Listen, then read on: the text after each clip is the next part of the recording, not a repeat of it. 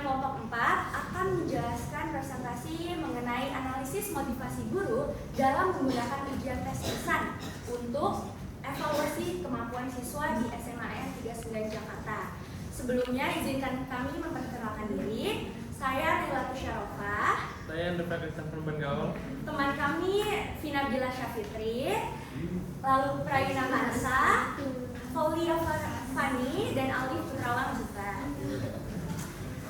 Latar belakang penelitian. Seiring berkembangnya zaman, lingkungan menjadi poin penting untuk sistem perkembangan sistem pendidikan. Tantangan bagi setiap guru harus dihadapi, apalagi di era kurikulum merdeka ini.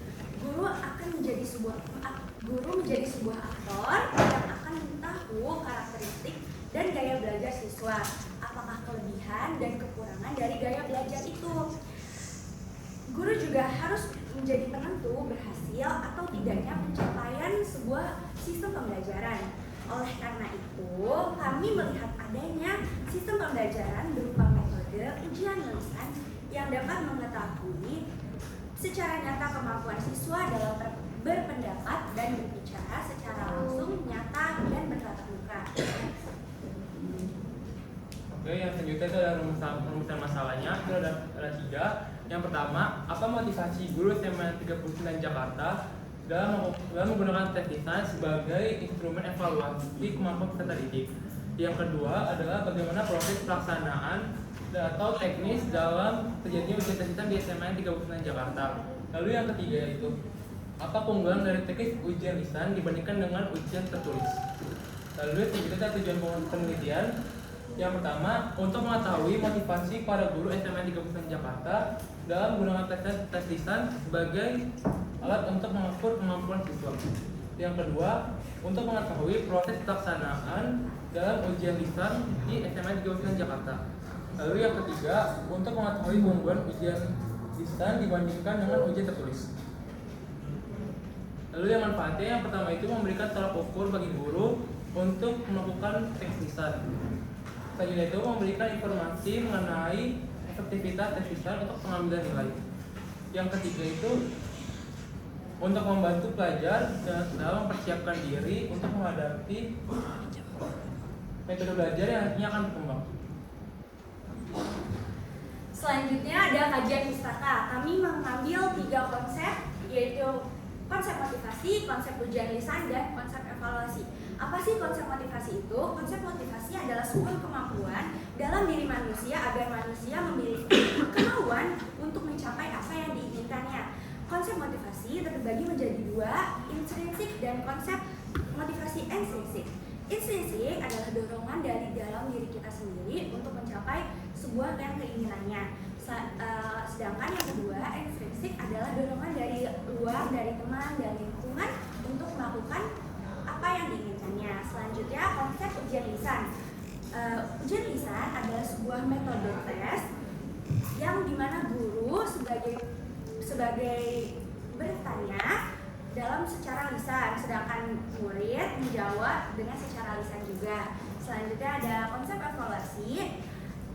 Konsep evaluasi penilaian untuk mengukur keberhasilan sistem pendidikan. Nah, tujuan dari evaluasi ini adalah yang pertama ada umpan balik antara siswa dan guru. Yang kedua, metode pengajaran. Apakah metode pengajarannya efektif atau tidak untuk di kemudian hari? Dan yang ketiga, apakah mampu untuk menjadi evaluasi kinerja siswa? Selanjutnya, metode penelitian. Kami memilih tempat di SMAN 39 Jakarta yang berlokasi di Jalan Era Fadilah, RT 1 RW 1, Cijantung, Kecamatan Pasar Rebo, Kota Jakarta Timur, daerah khusus Ibu Kota Jakarta.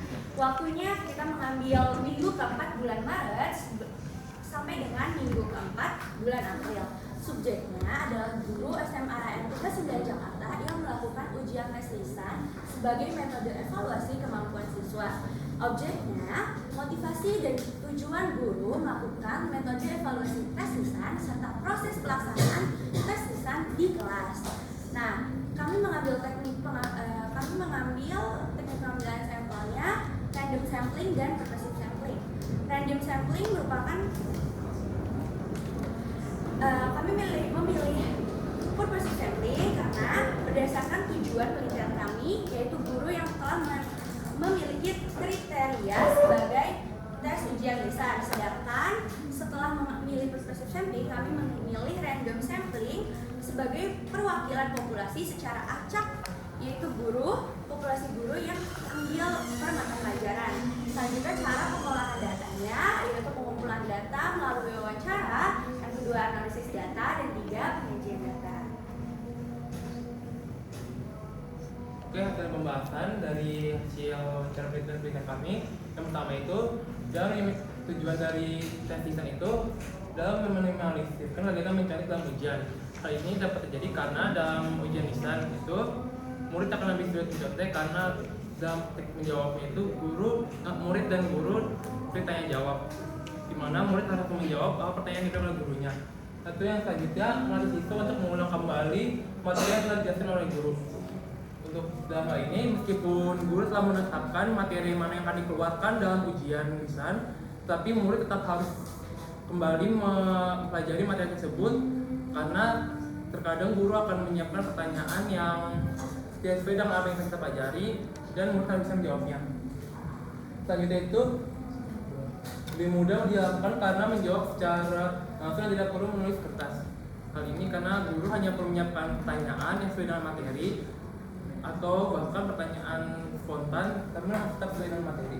Yang selanjutnya itu hasil ujian siswa merupakan murni pemikiran siswa. Tentunya hal ini karena sangat sulit untuk mencontek dalam ujian lisan karena murid harus langsung menjawab pertanyaan yang ditanyakan oleh guru tersebut. Lalu selanjutnya memberi kesempatan bagi siswa dalam mengekspresikan pemahaman siswa secara verbal.